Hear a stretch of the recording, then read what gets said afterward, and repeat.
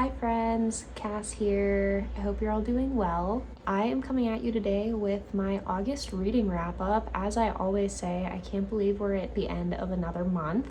August was fine, I guess. I think that it was a lot more peaceful for me, like mentally and emotionally, than June and July were, so we love to see that. I can feel myself starting to get ready to enter hibernation mode with the fall coming up. I'm very excited for the fall vibes, but I feel like I rounded out August with some really fitting summery reads. I had some books that pleasantly surprised me. I had one that I actually really disliked, which I feel like is really rare for me. And yeah, I'm just ready to wrap up August, be done with it, move into the fall time. So we're gonna go ahead and get started. If you guys enjoy literary fiction, memoirs, essay collections, fun things like that, you should definitely subscribe, leave a little comment, and we can hang out. We can talk about books together. So as always, we're going to start off with my Storygraph stats for the month of August. I read 9 books this month. That came out to 2,212 pages, which I believe is my highest page count. I feel like it might not be 100% accurate just with like different editions and stuff in Storygraph, but from the chart that I was looking at, it looked like that was the highest page count that I've had this year. This month I did read 78% fiction and 22% nonfiction, so working some more nonfiction into the mix. July was 100% fiction month for me, which was kind of strange, so I'm really trying to get back into my nonfiction game, and I feel like my August reads were a good way to ease me back into it. I read 5 books that I owned, 3 on NetGalley, and 1 that I checked out from the library.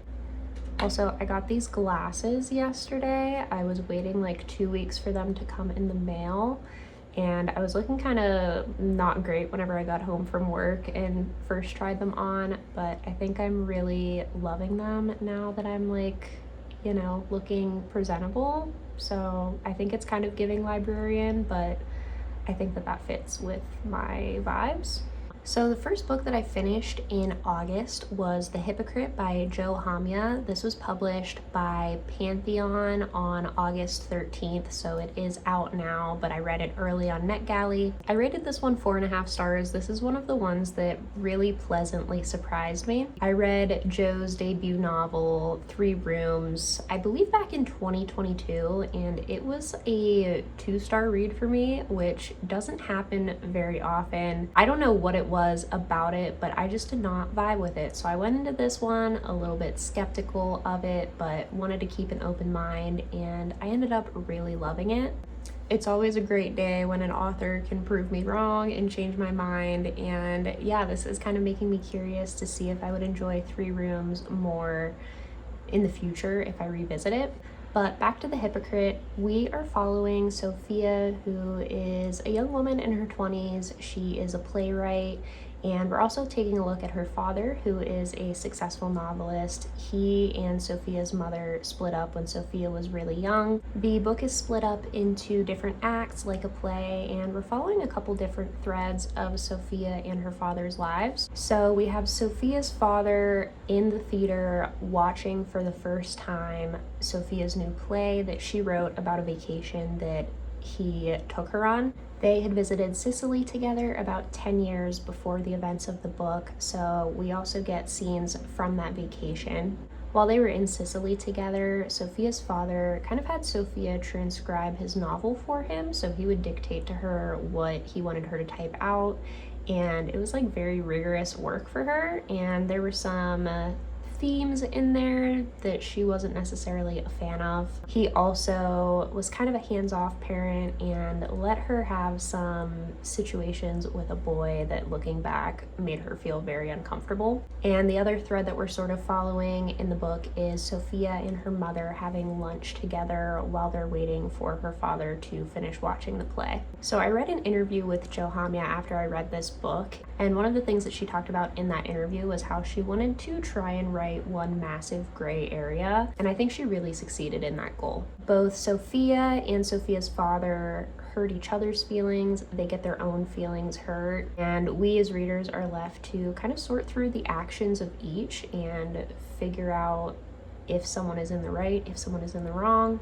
I think it's difficult to say that one of them was right and one of them was wrong. You know, Sophia was uncomfortable with having to type out her father's novel. She was uncomfortable with some of his behaviors on the vacation. And likewise, Sophia's father is really uncomfortable with and upset by Sophia's play because he feels that it is misrepresenting his actions and the ideas that he presented in his book. Sophia portrays him as a really condescending, kind of womanizing dude who was really bold about bringing women back to their vacation home, and he feels that it wasn't exactly how she portrayed things.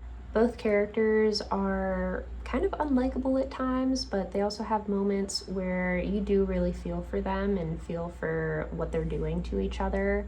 I think that the book does a really good job at looking at the older generation of Sophia's father and his ideas and how he was brought up compared to Sophia as a younger woman in her 20s and the ideas that she has and the things that she thinks are correct. I think where a lot of other books would have portrayed Sophia as being completely in the right and justified in her actions, this takes a really balanced look at both of the characters, and you can really get some insight into her father and why he acted the way that he did.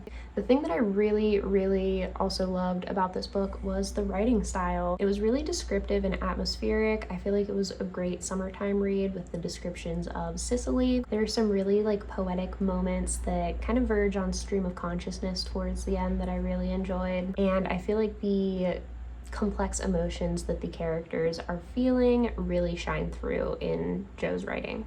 This is the kind of book that is really propulsive and a page turner for me personally, and I just feel like I really clicked with the writing style in a way that I didn't with Three Rooms. I don't remember the writing being as rich and intense in Three Rooms as it was in The Hypocrite. I've seen some comparisons to Rachel Cusk. I can definitely see that in the way that the book is showing the clashes between genders and generations and the way that it talks about creating art. It's also being compared to Deborah Levy, who is another favorite author of mine. And I do kind of get Hot Milk vibes with this, which Hot Milk is my favorite book from Deb. It has the same kind of fraught family relationships and the summery coastal setting. I would also like to throw my thoughts into the ring and say that I think if you're a fan of Daughter by Claudia Day, you would also really enjoy this. There's a really similar family dynamic, and it also looks at a daughter who's a playwright and a father who's a novelist.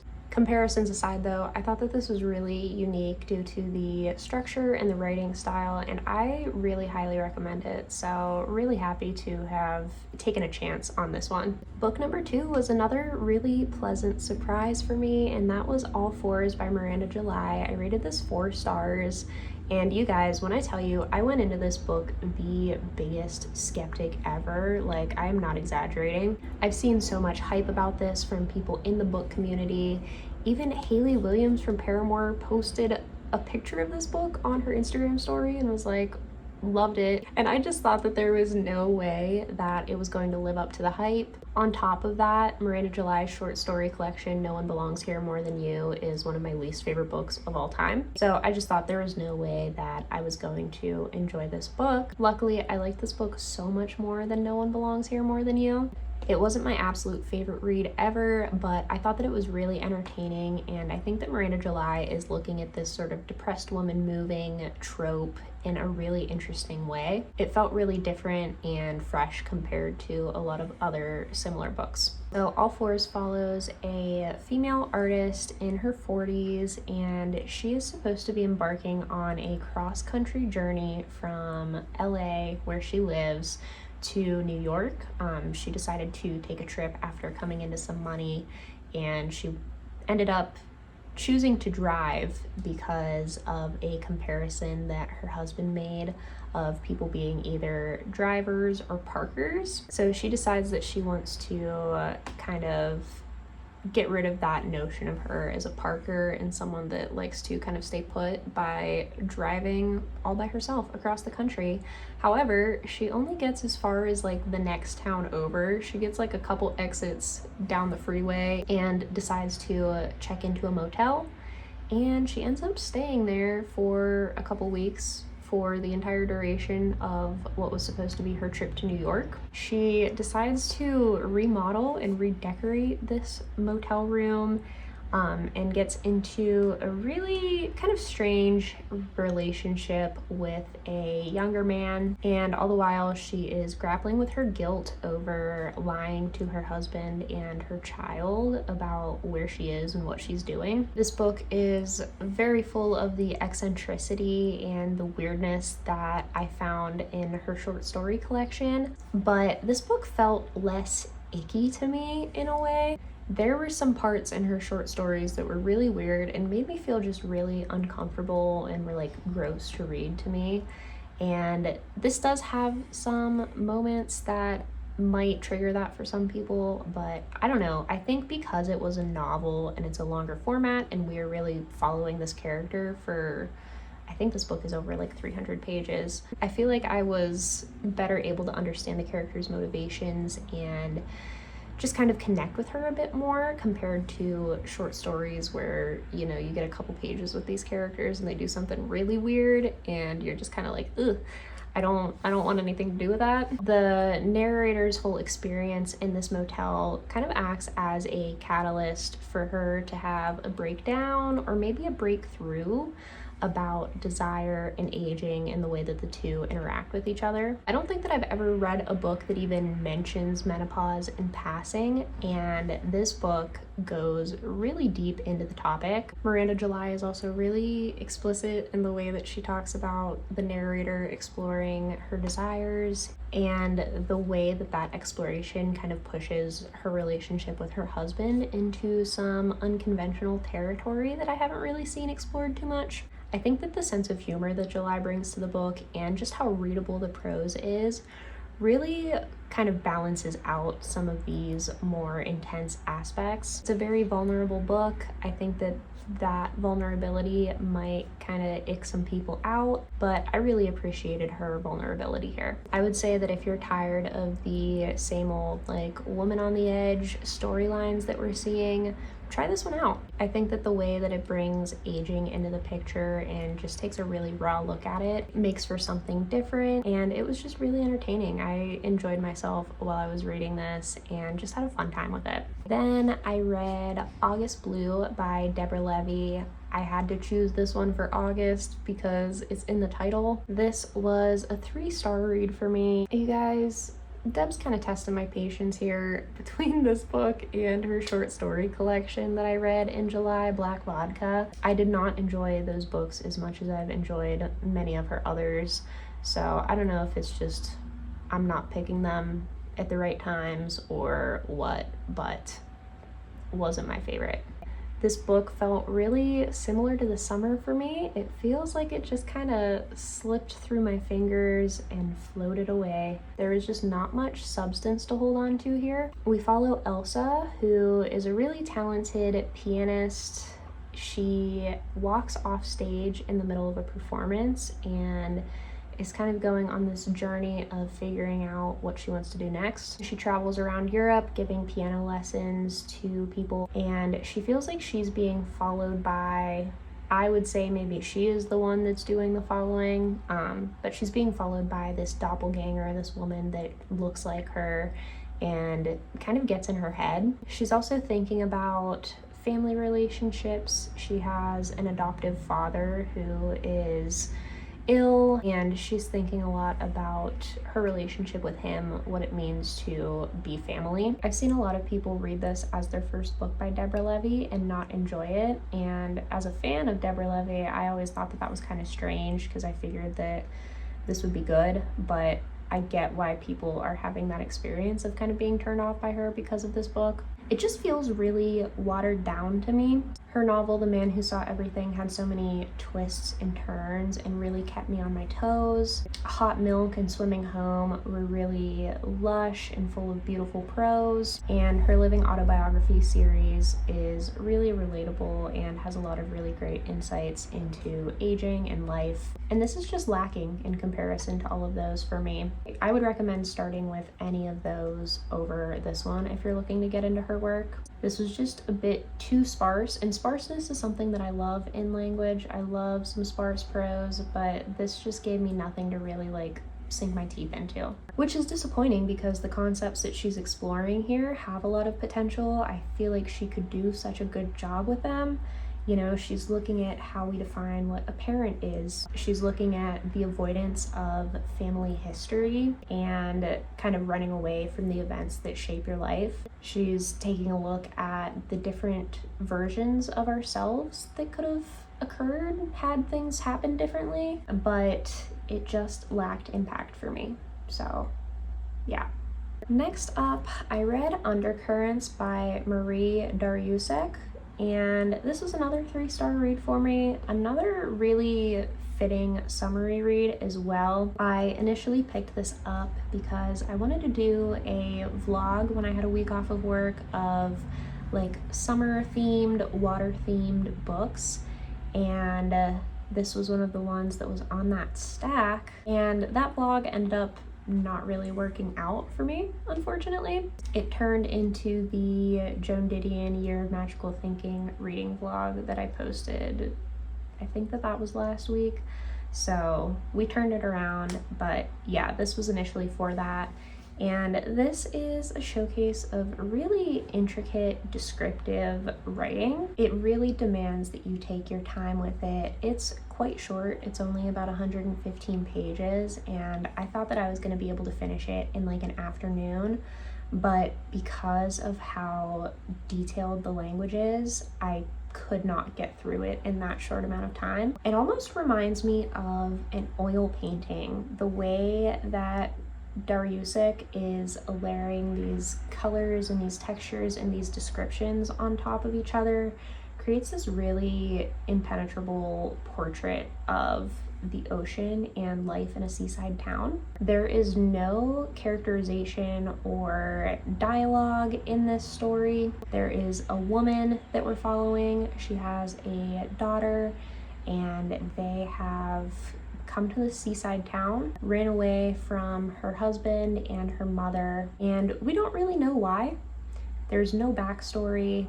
It really is just so focused on describing the location. It almost feels as though you, as the reader, have been dropped into the middle of the ocean. You have no context. You're just kind of like paddling around trying to figure out what the heck is going on. It was kind of disorienting, to be honest with you. So yeah, I really loved the idea of this. I wanted to really enjoy it. Darrieussecq obviously is a very skilled writer, but the execution of this was just a little bit too challenging for me, I think. She really requires your full attention. I have her nonfiction book Sleepless on my TBR shelf, and I'm curious to see if she does a similar thing in nonfiction as she does with her fiction. I don't know, she seems like she could be a really hit or miss author for me. I think if you go into this understanding that it might take a bit longer for you to read and that it is quite challenging, then maybe you'll get more out of it than I did, but I went into it expecting kind of a quick, fast-paced read, and that was not what I got, so yeah. The next book that I finished in August was Medea by Euripides, but this version was done by Rachel Cusk. I rated this 4 stars. This was another really tiny one, and luckily this one moved a lot more quickly, which is what I wanted. I personally am not an ancient Greek girly. I only know what I had to read in like my English classes in high school, and it's just not really an area that I'm super interested in, but I am a Rachel Cusk girly, so I was really excited to pick this up. And I will say, even though I had really no background knowledge of the original text, I thought that this was still so enjoyable. I don't think that you need any prior knowledge to get something out of this. So Rachel Cusk basically just modernizes this story of Jason leaving Medea for a much younger woman. It's the kind of storyline that Cusk just absolutely excels at writing. I mean, we have her typical razor sharp prose and these insights into marriage and motherhood and the way that we play into gender roles. After doing a little bit more research, I know that Cusk kind of altered the ending of this, and I thought that the way that she did that worked really well for this modern adaptation and really well for the themes that she was exploring. It was a really harrowing look at the way that Jason and Medea's relationship breaking down affected their children. Super quick read, I will say, just because it's a play and it's made up of a lot of like overlapping conversations, it did sometimes get a bit difficult to follow on the page, but I think seeing this like on stage would be such a cool experience. I can see it working really well in that way. So yeah, this was something just a little bit different. I don't think that I've read a play for fun until now, so this was a really interesting experience. I'm glad that I picked it up, and it was a lot of fun to read Rachel Cusk in a different form. My next read was actually a reread, and that is The Year of Magical Thinking by Joan Didion. Like I mentioned earlier, I have a whole reading vlog about this. Let me know what you guys want to see from reading vlogs. I find that they don't do as well as the videos where I'm just sitting down and talking about books. So if there's something in particular that you like want out of those, let a girl know. I rated this book 4 stars. I had initially read it back in 2022, and that first time around I flew through it. It was my first time reading any of Joan Didion's writing, and I just found that I didn't take my time with it. The weight of her words did not fully impact me because of how quickly I read it, but picking it back up now, I found myself so incredibly affected by Joan's writing and what she's talking about in this book. She is recounting the year after her husband unexpectedly passed away. At the same time, her daughter Quintana was in the ICU dealing with life-threatening condition. She was in and out of the hospital, in and out of comas, and it was just a really obviously tough time for Joan and her family. I found that I was like physically incapable of flying through the book on this second read, just because if I read too much in one sitting, I found myself becoming like genuinely distressed because of the experiences that Joan was describing in this book.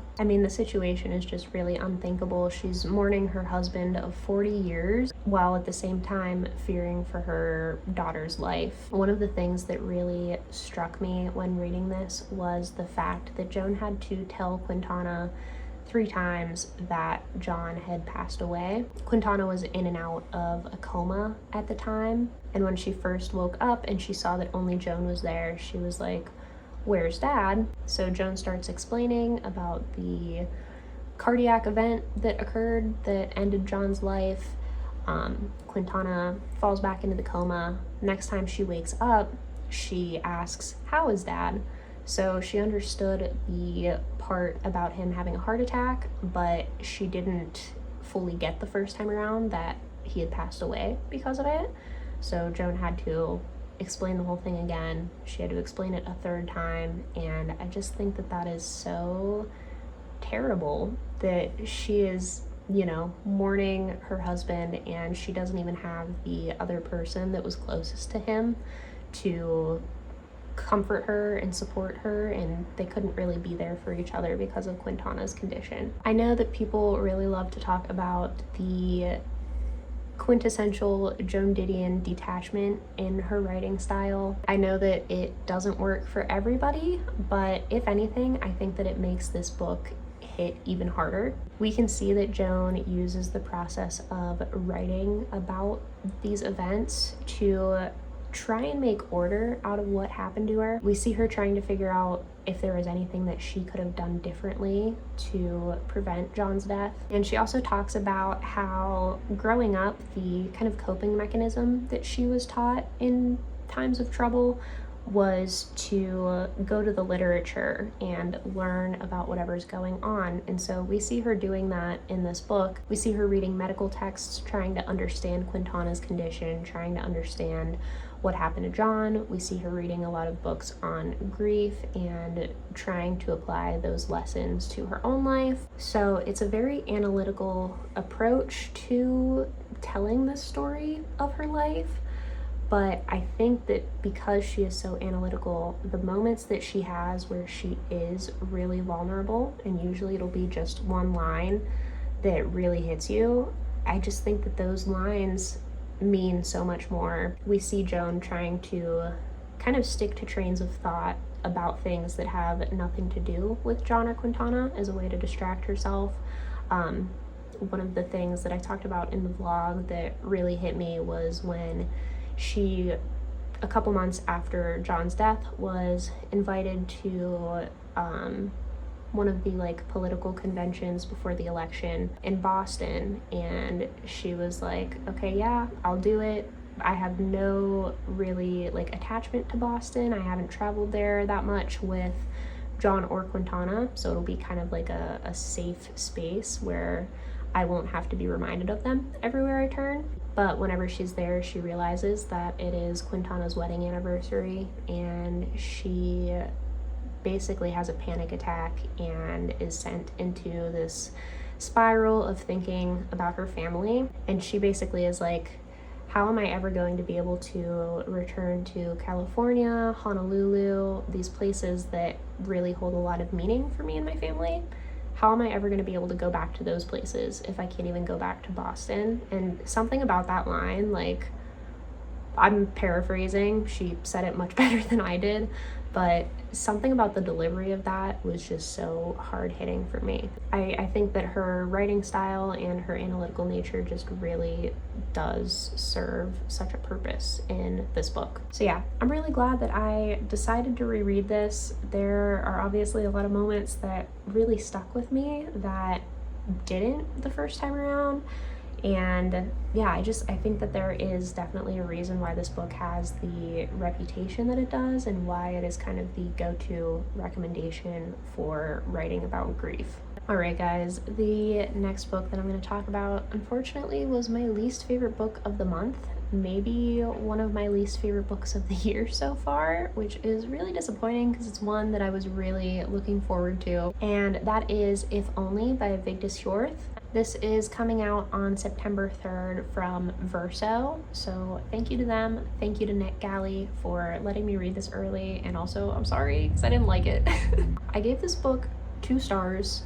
I've never read anything from Vigdis hjorth. This is an earlier book of hers. I believe that it was initially published in 2001, translated now into English from the original Norwegian. So it is an earlier book of hers. I'm trying not to let my experience with this turn me off from her writing completely, because as we can see from the first couple books that I read this month, I can be proven wrong. Authors can surprise me, and I can really enjoy an author that I previously did not like. But I fear that this was not the book for me. It is this really just like cursed love story between a man and a woman. The woman, Ida, is a writer of radio plays. The man, what is his name? Arnold? Arnold is a professor of German, and they first meet when they're both married to other people. Ida becomes really obsessed with Arnold, and we follow their relationship throughout many, many very long years. So I kept reading this book thinking, you know, surely at some point it's gonna stop repeating itself. Surely something is going to change. One of the characters is going to make something happen that is different. But unfortunately, we just kept going through this same cycle over and over and over again of Ida and Arnold calling each other up on the phone and being like, oh my god, I love you so much. I can't wait to see you. Like, you're incredible. You're the only person for me. They fly to meet each other. I've never seen 2 characters take so many flights to be together. Like, what the heck? They get drunk they have sex, they get in a huge fight over nothing, they make up and have sex again, and then rinse and repeat. It is the same thing over and over and over for 350 pages. I think that it was a really effective way to show how cyclical and tiring these like toxic abusive relationships are. You know, it can just be this never-ending thing that is really difficult to break the cycle of. I totally get that, and I can understand that that's what this was showing, but it didn't make for a compelling read. It made for a very tiring, repetitive read. There was really no forward movement or like character development until the last 20 pages or so. The first 330 were just constantly spinning our wheels, just like in the mud, going through the same motions over and over. I think the reason why it bothered me so much too is because the characters felt really flat and one-dimensional. Their relationship was all tell and no show. They would just tell each other, I love you, like, I'm gonna kill you if you break up with me, and you're perfect, you're incredible, but we don't actually see any sort of basis or reasoning for why they're so obsessed with each other. And it just leaves you sitting there wondering, like, why are they so drawn to each other? Like, what is the basis for this, like, undying love? Ugh. What are they fighting about? Why are they crying so much? Like, there's no actual action that explains any of the things that occur between them. I was just so not invested in either character's lives. And the thing is, I think that I could forgive some of the repetition if I had been really blown away by the writing style, but I also wasn't really blown away by the writing style. I mean, there was, like I said, an improvement in the last 20 pages. We get some character development. The tone kind of changes a little bit, and I liked that a lot, but it really just was not enough to redeem the book for me. There were some paragraphs and sentences that were really beautifully written, but it wasn't enough to cancel out the rest of it. So yeah, this one was disappointing. One of the things that really had me excited about it was because the synopsis of the book compares it to Annie Ernaux, who is one of my favorite writers. I think that Hjorth and Ernaux are exploring a lot of similar themes about passion and obsession and this like forbidden love, but the reason why Annie Ernaux's writing works is because it is so short. She's very precise in the way that she talks about those feelings and those themes, and that makes them pack more of a punch, but 350 pages of it is just way too much. It felt really bloated. I think if it had been edited down into 100 or 200 pages, I probably would have enjoyed it a lot more, but it was like a barrage of just negative feelings. So yeah, unfortunately, this one was a miss for me. Kieran Reader really enjoyed this. I think that she talked about it in a recent wrap-up, so if you want a more positive opinion of this book, I would definitely check out her channel, and she recommended to me to try out Is Mother Dead by Vigdis Hjorth, so I will be picking that one up eventually because I've seen a lot of people talk about it and really enjoy it, and it seems like something that might be more up my alley. All right, we're on the second to last book here. We have Scaffolding by Lauren Elkin. This is releasing on, what day? This is releasing on September 17th from FSG. Shout out to FSG, shout out to NetGalley for letting me read this early. I rated this one 4 stars. I had a much better time with this galley than I did with the previous one, but I found myself having some trouble like coming up with a review for it. Scaffolding is a book that tackles a little bit of everything. We look at desire, marriage, motherhood, feminism and politics, psychoanalysis, home remodeling, queerness, religion, the way the past, the present, and the future all interact with each other. It really takes on a lot. We are following the lives of 2 different women, Anna and Florence. They both live in the same Parisian apartment, but 40 years apart from each other. So we're following Anna in the present day and then Florence back in like the 70s. There are some parallels between the women and like loose plot points that kind of mirror each other in both of the women's lives. They both have affairs, there's pregnancy, they're both interested in or have a career in psychoanalysis, but this is not a super plot heavy book, I would say. It is very much like vibes and ideas and just like a character study. It's really more so about the inner turmoil that these characters are facing and kind of where they want their lives to go next. I really just enjoyed the experience of reading this book. Like, it's something that's kind of difficult for me to put my finger on, but it almost felt comforting to me in a way. I think just to be in the heads of these two women and to take a look at the apartment that they both lived in, it just felt cozy and comforting. And I don't know if that was the goal here, but it made for a really enjoyable read. She does present a lot of really interesting ideas about psychoanalysis and what we allow ourselves to desire, but the language remains really accessible even when she's talking about these ideas. And yeah, some of the like psychoanalysis content kind of went over my head, but it was still really interesting to read about a subject that I'm not super familiar with, and it was thought-provoking. I feel like this book is kind of like nebulous, and my thoughts on the book are also quite nebulous, but I'm really glad that I enjoyed Lauren Elkin's fiction as much as I enjoyed her nonfiction. I read Art Monsters by her back in the spring, made a whole video about that book. It's an exploration of feminist art, and I feel like Scaffolding does follow some of the same themes and explore some of the same ideas, but it doesn't ever feel like she is repeating herself. I think that she adapts those themes into fiction really well. So I'm excited to pick up more of her work and kind of see that connective tissue expand through her other books and see what else she has to say about those topics. I don't know if Scaffolding is a book that is really going to like stick with me and have that like lasting power, but it was a really enjoyable experience for me, so I'm happy. Moving on to my final book of August. This is one that is really hard to talk about, so we'll see how this goes, but that is Molly by Blake Butler. I have decided to not give this book a star rating, and this is not a book that I would casually recommend to just like anyone because of the content of it. If this is something that seems like it would be interesting to you, like please do your research and know what you're getting into because it is a very heavy book. This is about Blake Butler and his wife Molly Brodak. They're both writers, and Molly took her life back in 2020, and this book is talking all about that and about Blake's grief. And the first 30 pages of this,